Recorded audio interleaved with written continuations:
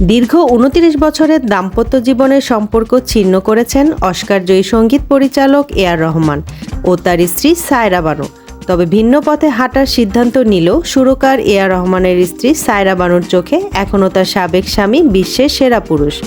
সম্প্রতি তাদের বিচ্ছেদকে ঘিরে নানা গুজব ও মিথ্যা প্রচারণার জবাবে এই মন্তব্য করেছেন তিনি। পাশাপাশি সকলকে অনুরোধ জানিয়েছেন তাদেরকে নিয়ে যেন কোনো নেতিবাচক তথ্য না ছড়ানো হয়। গতকাল রোববার ২৪শে নভেম্বর একটি অডিও বার্তায় তিনি বলেন, আমি বর্তমানে মুম্বাইয়ে আছি।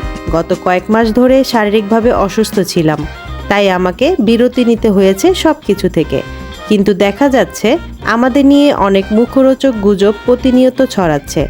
আমি সবাইকে, বিশেষ করে ইউটিউব ও তামিল মিডিয়াকে অনুরোধ করছি, এ.আর রহমানকে নিয়ে খারাপ কিছু বলবেন না। তিনি একজন অসাধারণ মানুষ, বিশ্বের সেরা পুরুষ। এরপর নিজের ব্র্যান্ডের গিটারিস্ট সায়রা মোহিনীদের সঙ্গে রহমানের সম্পর্কের গুজব নিয়ে তিনি বলেন, এ.আর রহমান কারো সঙ্গে সম্পর্কে জড়িত নন। আমি তাকে সম্পূর্ণভাবে বিশ্বাস করি এবং খুব ভালোবাসি। কোনো নতুন সম্পর্কের জন্য আমাদের সম্পর্কের প্রভাব পড়েনি। এই বিষয়টা অন্যরকম।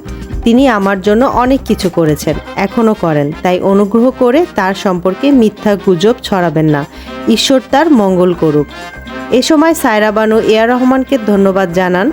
শত ব্যস্ততার মধ্যেও তার স্বাস্থ্য ও চিকিৎসার খোঁজ নিয়েছেন বলে।